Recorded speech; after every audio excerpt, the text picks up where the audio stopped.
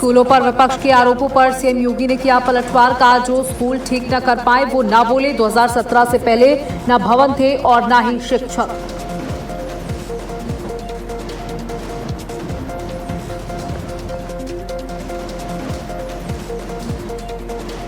आज केंद्रीय बीजेपी की नई टीम का ऐलान संभव। बीजेपी अध्यक्ष नितिन नवीन के नई टीम की हो सकती है घोषणा। नई टीम में कई महिलाओं को मिल सकता है मौका। यूजीसी नेट के 3 विषयों की परीक्षा रद्द। अंग्रेजी, कॉमर्स और समाजशास्त्र के पेपर दोबारा करवाने का एनटीए ने लिया फैसला। तथ्यात्मक, टाइपिंग, अनुवाद और व्याकरण की गलतियों का दिया गया हवाला। रांची छात्र आंदोलन के बीच स्टूडेंट्स की बड़ी जीत। जेपीएससी परीक्षा रद्द करने पर सहमत हुई हेमंत सरकार। छात्रों ने 18 अगस्त तक का दिया था अल्टीमेटम।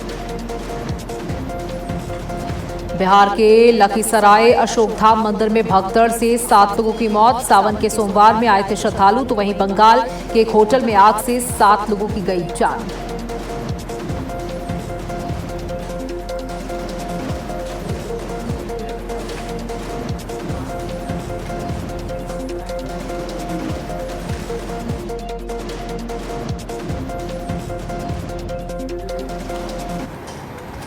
तो चलिए बुलेटिन की शुरुआत करेंगे जहां बड़ी खबर सामने आ रही है, जहां सरकार और छात्रों के बीच में रांची में बैठक है और इस बैठक में क्या कुछ निष्कर्ष निकल कर आता है। माना जा रहा है कि बड़ी जीत छात्रों की, जहां थोड़ी देर में छात्रों और सरकार के बीच बातचीत होनी है। आज बातचीत के लिए छात्रों को बुलाया गया। छात्रों ने 18 अगस्त तक का अल्टीमेटम दिया था और उससे पहले सरकार और छात्रों के बीच में ये बातचीत। छात्रों ने सीएम आवास घेराव का भी ऐलान कर दिया। रांची में जेएसएससी कार्यालय पर सीआईडी की रेड। वहीं सचिव सुधीर गुप्ता के कार्यालय में हो रही छापेमारी। तो ये बड़ी खबर आपको दे दें, जहां सरकार और छात्रों के बीच में बातचीत। उम्मीद लगाई जा रही है कि एक सकारात्मक बातचीत होगी। जो छात्रों का मांग है, जो छात्रों की मांग है वो पूरी की जाएगी। बता दें कि छात्रों ने सीएम आवास घेराव का भी ऐलान किया था। अब से थोड़ी देर में छात्रों और सरकार के बीच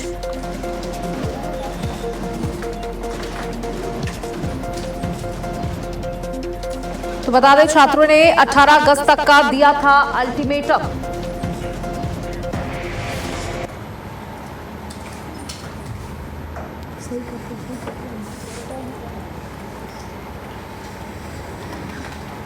तो ये बड़ी जानकारी आपको दे दें, जहां आज छात्रों और सरकार के बीच में ये चौथी दौर की बातचीत कह सकते हैं। जहां 3 दौर की बातचीत पहले ही हो चुकी है, ये चौथे दौर की बातचीत। और छात्रों ने ये साफ कह दिया है कि जब तक उनकी पूरी मांगों को नहीं माना जाता तब तक ये आंदोलन खत्म नहीं होगा। कुछ ही देर में ये निष्कर्ष निकल आएगा कि क्या सरकार ने छात्रों की मांगों को माना है या नहीं। तो आज बातचीत के लिए सरकार के प्रतिनिधि मंडल ने छात्रों के प्रतिनिधि मंडल को बुलाया।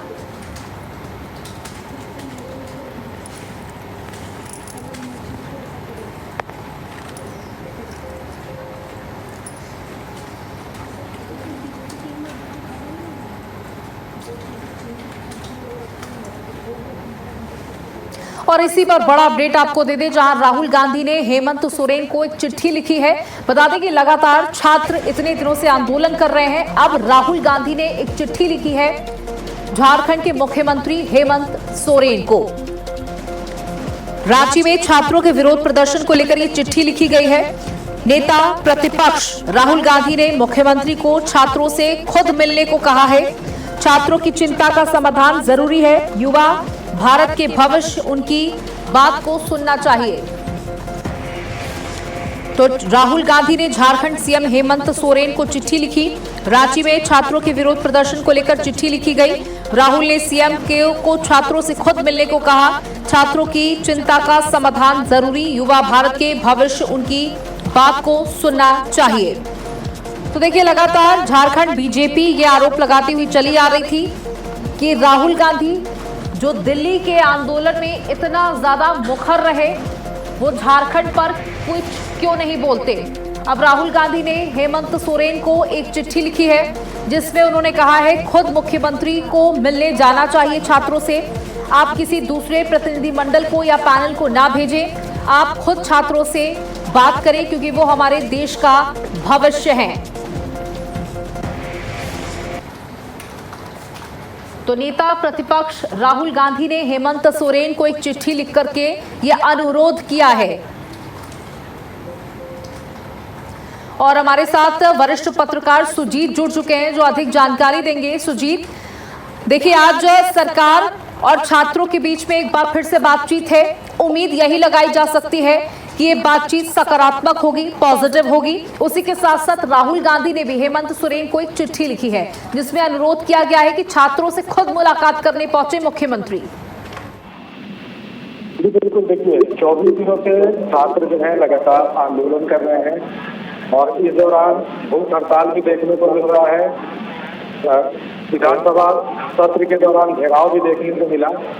लेकिन 3 दौर की इससे पहले वार्ता भी हो चुकी है, लेकिन 3 दौर के वार्ता में कोई फलाफल निकल कर नहीं आया। हालांकि सरकार की तरफ से बयान जरूर जारी किया गया है कि 90% जो बातें हैं वो मान ली गई है, 10% बातों को लेकर मामला जो है वो अधर में लटका हुआ।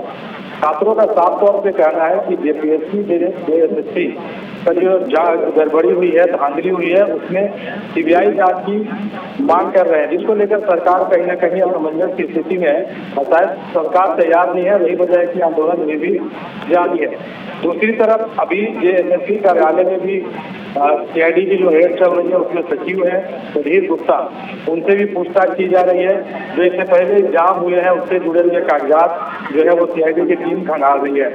दूसरी तरफ लोकसभा में नेता प्रतिपक्ष राहुल गांधी ने भी मुख्यमंत्री हेमंत सोरेन को चिट्ठी लिखकर छात्रों से स्वयं मिलकर समाधान निकालने की बात कही है। लेकिन इसी बीच राहुल गांधी के जो पत्र लिखा है मुख्यमंत्री हेमंत सोरेन को, इसको लेकर बीजेपी ने भी सवाल खड़े किए हैं। भाजपा के वरिष्ठ नेता है अमित मालवीय ने लेटर को लेकर सोशल मीडिया पर पोस्ट किया है और लिखा कि ये लेटर सिर्फ नसीहत देने वाला ही नहीं बल्कि अपमानजनक भी है। लेटर लोकतांत्रिक तरीके से चुने गए मुख्यमंत्री से की गई किसी गुजारिश जैसे कम और किसी सहयोग को खुद से तय किया गया अधिकार के साथ निर्देश देने जैसा लगता है। तो राहुल गांधी के द्वारा लिखे गए पत्र पर भी भारतीय जनता पार्टी सवाल खड़े कर रही है। 24 दिनों से छात्रों का आंदोलन जारी है। दिल्ली से डायरेक्ट फ्लाइट है रांची के लिए, लेकिन राहुल गांधी दूसरे जगह छात्रों से मिल रहे हैं, लेकिन रांची में जो छात्र आंदोलन कर रहे हैं उनसे मिलने का उनके पास समय नहीं है। तो जाहिर सी बात है कि भारतीय जनता पार्टी यहाँ पर विपक्ष पार्टी की भूमिका में है। लगातार वो हेमंत सोरेन सरकार के रवैये को लेकर, राहुल गांधी के रवैये को लेकर प्रश्न खड़ा करते आ रही है। बहरहाल वस्तुस्थिति ये है कि 20 तारीख को छात्रों ने मुख्यमंत्री आवास घेराव का ऐलान भी किया है और इसको देखते हुए राज्य सरकार के प्रतिनिधि मंडल की तरफ से चौथे राउंड की बातचीत को लेकर पेशकश की गई है, जो अभी रांची जमराबादी मैदान में अतिथिशाला में बैठक थोड़ी देर में शुरू होगी। अब सबकी निगाहें इस बैठक पर टिकी हुई है कि आज की जो महत्वपूर्ण बैठक है इसमें क्या जो 10% मांगे यानी कि जेपीएससी सरकार और छात्रों के बीच में बातचीत होती है तो निष्कर्ष क्या कुछ निकल कर आता है। बहुत बहुत शुक्रिया सुजीत हमारे साथ जुड़ने के लिए, तमाम जानकारियां साझा करने के लिए। और इसके बीच आपको एक बड़ी खबर दे दें, इस वक्त की बड़ी खबर आपको बता दें, जहां नई लिस्ट जारी हो गई है। नितिन नवीन की नई टीम की लिस्ट जारी हो गई है। सुबह से सभी को इंतजार था, मानसून सत्र खत्म होने के बाद यही उम्मीद लगाई जा रही थी कि आने वाले सप्ताह में ये लिस्ट जारी हो जाएगी और ये लिस्ट जारी हो चुकी है, जहां नितिन नवीन की नई टीम की घोषणा हो चुकी है। बीजेपी की नई राष्ट्रीय कमेटी का ऐलान। नई टीम में 13 राष्ट्रीय उपाध्यक्ष, 8 महामंत्री। स्मृति ईरानी को महासचिव बनाया गया, बड़ी जिम्मेदारी स्मृति ईरानी को दी गई। वसुंधरा राजे, राम माधव बने राष्ट्रीय उपाध्यक्ष। अमित मालवीय की जगह मस्के बने आईटी सेल हेड। बीजेपी की नई राष्ट्रीय कमेटी का ऐलान कर दिया गया है। बड़े बड़े चेहरों के नाम सामने आए हैं। 13 राष्ट्रीय उपाध्यक्ष, 8 महामंत्री बनाए गए हैं।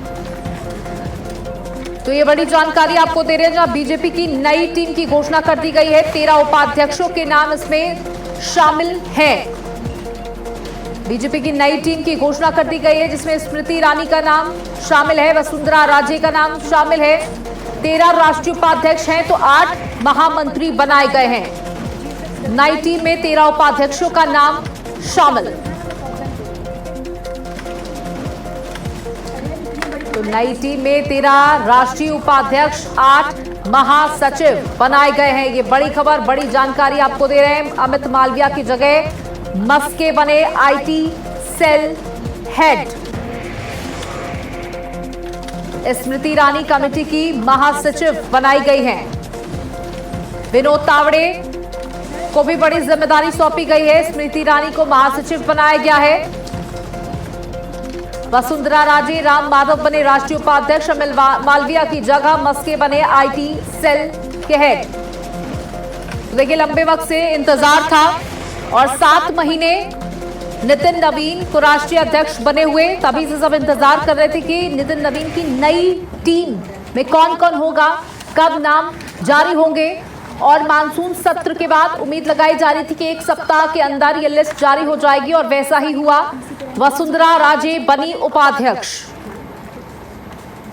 तो ये वो टीम है जो आगामी चुनावों में सक्रिय भूमिका निभाएगी और भारतीय जनता पार्टी और एनडीए को फिर से बहुमत दिलाएगी।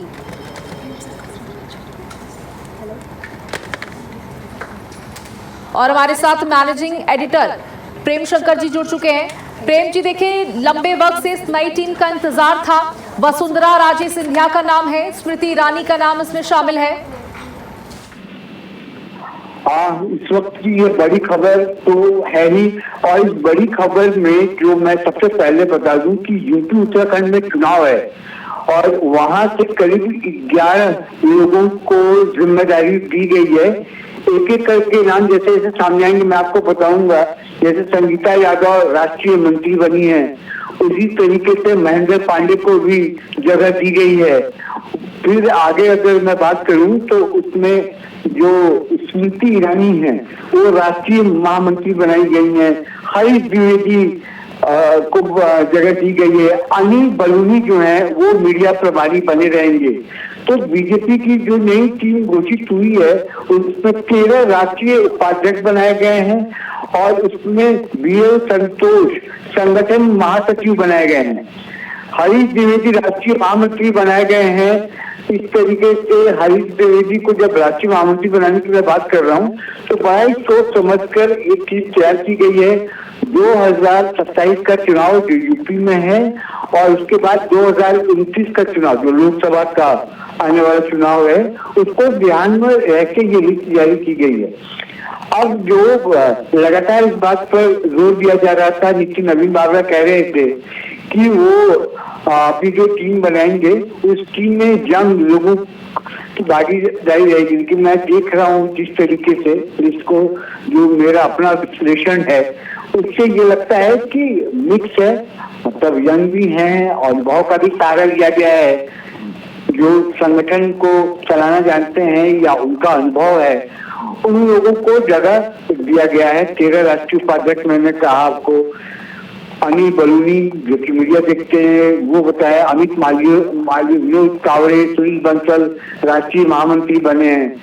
तो ये कुल मिलाकर लिस्ट है और इसके मायने मतलब यही है कि जो कुछ भी फैसला हुआ है वो समझ लीजिए कि 2027 में जो 3 राज्य हैं आपके, वो यूपी का चुनाव, उत्तराखंड का चुनाव और पंजाब, इस पर खास तरीके से नजर है और उसके हिसाब से लोगों को दिया। मैं एक एक करके आपको नाम बताऊंगा कि बीजेपी की जो लिस्ट, जैसे भोला सिंह को राष्ट्रीय मंत्री बनाया गया है, उसी तरीके से वसुंधरा राजे राष्ट्रीय उपाध्यक्ष बनाई गई है। बहुत दिनों से वो न संगठन में थी न सरकार में थी, तो उनको राजस्थान से ये जगह दिया गया।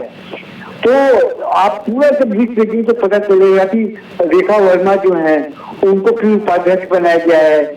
स्मृति ईरानी महामंत्री बनी है। तो ये उत्तर प्रदेश से हैं, ये मैं उन्होंने का नाम ले रहा हूँ। जैसे हरीश द्विवेदी वो यूपी से हैं, डॉक्टर भोला सिंह, भी कई बड़े नाम शामिल हैं उत्तर प्रदेश के, क्योंकि अभी हाल में चुनाव भी है, उत्तराखंड में चुनाव है, तो इसमें भी बड़े नाम इसमें शामिल हैं। तो देखिए, अगर लिस्ट की बात करें तो श्रीमती रेखा शर्मा, यानी रेखा शर्मा जिनका नाम लगातार चर्चा में चल रहा था, रेखा शर्मा को बड़ी जिम्मेदारी उत्तर प्रदेश से दी गई है। महिला भी है। तारिक मंसूर को उत्तर प्रदेश से जिम्मेदारी दी गई है। वहीं अगर बात करें स्मृति ईरानी, वो भी उत्तर प्रदेश से आती है, और हरीश द्विवेदी, उत्तर प्रदेश के ये 4 चेहरे इस लिस्ट में और माना जा रहा था राष्ट्रीय महामंत्री के पद के लिए तैनात किए गए हैं।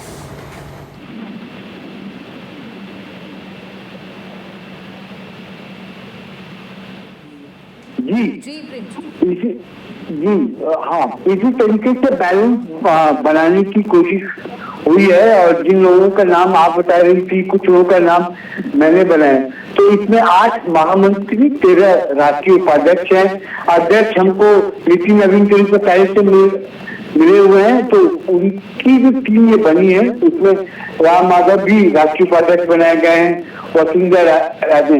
तो कोई बड़े चेहरे हैं जिनको लाया गया है, जिनको संगठन चलाने का अनुभव है, उनको पता है कि किस तरीके से संगठन चलाए जाते हैं। और जो चुनाव है, तो मैं पहले भी कहता रहा हूँ कि जो इस तरह से पॉलिटिकल पार्टीज होती है, उनका मेन जो उद्देश्य होता है वो यही होता है कि चुनाव कैसे जीता जाए।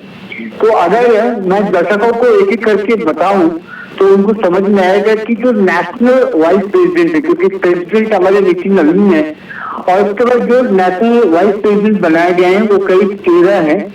उसमें वसुंधरा राजे सिंधिया जो राजस्थान से हैं, श्री तीरथ सिंह रावत उत्तराखंड से हैं, राम माधव दिल्ली से, ये बलवंत जय पांडा उड़ीसा से हैं, और जी पुरंदेश्वरी आंध्र प्रदेश। ये मैं नाम और ये किस स्टेट से आते हैं मैं आपको बता रहा हूँ, तो आपको समझ में आ जाएगा कि इसमें उत्तर प्रदेश और उत्तराखंड की कितनी भागीदारी है। तो रेखा वर्मा जो है ये यूपी से हैं, गुजरात से वर्षा बेन, महेंद्र भाई जोशी ये गुजरात के हैं, और ये भारती प्रवीण पवार ये महाराष्ट्र से हैं, सरदार मनप्रीत सिंह बादल पंजाब से, मध्य प्रदेश से राज सिंह आर्या, और कर्नाटका से एम नागराजा, तारिक मंसूर उत्तर प्रदेश अल्पसंख्यक वो से आते हैं, और बाकी मधु चंद्रकांत वेस्ट बंगाल से। राष्ट्रीय महामंत्री जो संगठन का काम देखेंगे वो है BL संतोष। राष्ट्रीय जो सह महामंत्री हैं संगठन के लिए हैं शिव प्रकाश ये मुंबई से, सौदान सिंह चंडीगढ़। राष्ट्रीय महामंत्री की अगर मैं बात करूं तो विनोद तावड़े महाराष्ट्र से, सुनील बंसल दिल्ली, विप्लव कुमार देव त्रिपुरा, स्मृति ईरानी यूपी से, सतीश पूनिया राजस्थान, गजेंद्र पटेल मध्य प्रदेश, हरीश द्विवेदी उत्तर प्रदेश, संजय भाटिया हरियाणा से। यानी कि ये राष्ट्रीय महामंत्री मैं बता रहा हूँ। राष्ट्रीय मंत्री जो है वो 16 लोगों को बनाया गया है। उसमें कविता पाटीदार मध्य प्रदेश से, के सुरेंद्र केरल से, भोला सिंह यूपी से, प्रदीप वर्मा झारखंड, जगदीश ईश्वर भाई पटेल गुजरात, संदीप पाठक दिल्ली। मैं विस्तार से नाम इसलिए बता रहा हूँ कि ये पता चले कि किस तरीके से ये लिस्ट बनाई गई है और क्या ध्यान में रखा गया है, तो उससे पता चल जाएगा कि पार्टी के दिमाग में क्या चल रहा है, नितिन नवीन के दिमाग में क्या चल रहा है कि इस तरीके से जो लिस्ट बना के उन्होंने लाया है। तो इसी तरीके से संगीता यादव यूपी, अनिल एंटनी केरल से हैं, एम वेंकटेशन तमिलनाडु, मनोज तिग्गा पश्चिम बंगाल, सिद्धार्थ शंभू बिहार, स्वदेश किन किन लोगों को बड़ी जिम्मेदारियां सौंपी गई हैं। अगर हम उत्तर प्रदेश पे फोकस करें तो 2 बड़े चेहरे, महिलाओं के 2 बड़े चेहरे उनको जगह मिली है, और एक मुस्लिम चेहरा भी इस लिस्ट में सम्मिलित किया गया है। तो कहीं ना कहीं एक बड़ा संदेश देने का प्रयास किया गया कि हम अपनी हर बड़ी जिम्मेदारी में हर वर्ग के लोगों को साथ लेकर के चलते हैं। देखिए, मैं आपके सवाल का भी जवाब दूंगा, लेकिन पार्टी में कई मोर्चा हैं, उन मोर्चा के भी राष्ट्रीय अध्यक्ष बनाए जाते हैं। तो मैं उसके बारे में बता दूं, ये 7 मोर्चा हैं, जैसे युवा मोर्चा, महिला मोर्चा, ओबीसी मोर्चा, किसान मोर्चा, एससी मोर्चा, एसटी मोर्चा और अल्पसंख्यक। तो इनके जो अध्यक्ष बनाए गए हैं उनका मैं नाम बता दूं जल्दी से। डॉक्टर हेमांत जोशी, ये गुजरात से आते हैं, इनको युवा मोर्चा का अध्यक्ष बनाया गया है। श्रीमती रूप कुमारी चौधरी, ये छत्तीसगढ़ से हैं, इनको महिला मोर्चा का अध्यक्ष बनाया गया है। अमरपाल मौर्य, ये उत्तर प्रदेश से आते हैं, इनको ओबीसी मोर्चा का अध्यक्ष बनाया गया क्योंकि चुनाव है और ओबीसी एससी का जो इम्पोर्टेंस है चुनाव में और जाति को लेकर जिस तरीके से राजनीति यूपी में होती है, तो इसको लेकर भी अगर आप देखेंगी और समझेंगी तो अमरपाल मौर्य की जिम्मेदारी बढ़ जाती है। उनको जिम्मेदारी दी गई है, वो ओबीसी मोर्चा के राष्ट्रीय अध्यक्ष होंगे और ये यूपी से आते हैं। बंसीलाल गुर्जर, ये किसान मोर्चा के अध्यक्ष हैं, इनकी भी भूमिका होगी यूपी के चुनाव में, ये मध्य प्रदेश में हैं।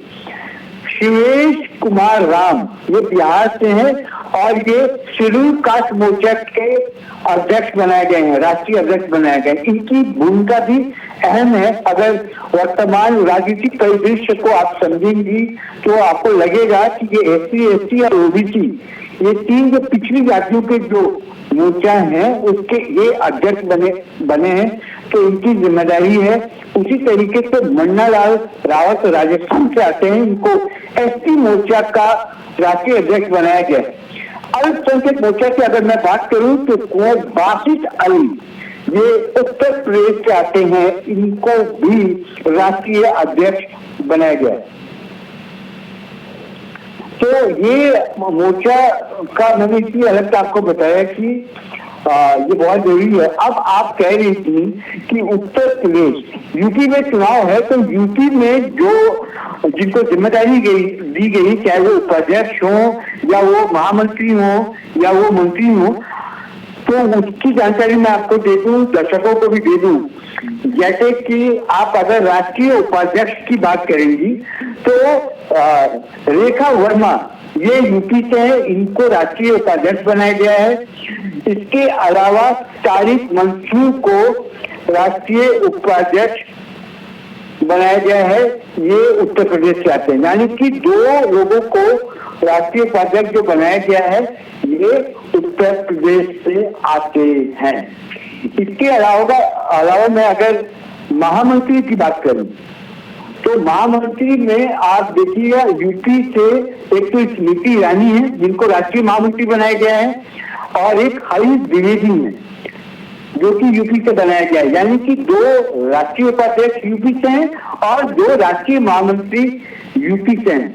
मंत्री की बात करूं, अगर राष्ट्रीय मंत्री की मैं बात करूं तो भोला सिंह यूपी से बनाए गए हैं, संगीता यादव ये यूपी से बनाई गई हैं, और ये भी 2, यानी कि मंत्री, महामंत्री, राष्ट्रीय उपाध्यक्ष, ये तीनों में 2 उत्तर प्रदेश से बनाया गया है। और जो मोर्चा की अगर बात करें, मोर्चा अध्यक्ष की जो बात करें तो वो है अमरपाल मौर्य, ओबीसी मोर्चा के, वो उत्तर प्रदेश से हैं, और बाकी सभी जो अल्पसंख्यक मोर्चा के हैं वो उत्तर प्रदेश है। यानी कुल मिलाकर जो नाम बताया गया, जो लिस्ट बताई गई, वो ये लिस्ट है जो कि हर 2 बड़े पद हैं, जैसे उपाध्यक्ष, महामंत्री और मंत्री, ये 2 करके यूपी से लाए गए हैं। तो मुझे लगता है कि ये पूरी लिस्ट को अगर आप देखेंगी, उसका एनालिसिस अगर आप करेंगी तो आपको समझ में आएगा कि बड़ा बैलेंस बनाया गया है और पूरे भारत के जो राज्य हैं, स्टेट हैं, सबको नुमाइंदगी दी गई है। संगठन में कैसे काम करना नहीं करना है बाकी तो पार्टी की ट्रेनिंग है। चुनाव 2027 या 2029 की बात मैं लगातार कह रहा हूँ क्योंकि सामने चुनाव है, तैयारी चल रही है, और उसी को लेकर जब से ये अध्यक्ष बने थे नितिन नवीन, तब से ये बात हो रही थी कि आप टीम की घोषणा करने वाले हैं और कब करने वाले हैं, इंतजार था। और सबसे बड़ी बात जो है, इस बात की जानकारी सबसे पहले हमने कल दे दी थी। कल शाम को ही हमने बता दिया था कि आज बीजेपी जो अपनी संगठन की सूची है वो आज जारी कर सकती है और करेगी, और हमारी खबर पर मुहर लगी है। जी बिल्कुल, तो देखिए नई लिस्ट जारी कर दी गई है और अब कितनी तेजी के साथ काम किया जा रहा है, क्योंकि आने वाले समय में तमाम राज्यों में चुनाव भी हैं और आने वाले लोकसभा चुनावों के लिए भी ये टीम बहुत मजबूत मानी जा रही है। बहुत बहुत शुक्रिया प्रेम जी हमारे साथ जुड़ने के लिए, तमाम जानकारियां साझा करने के लिए। और इसी के साथ इस बुलेटिन में इतना ही। नमस्कार।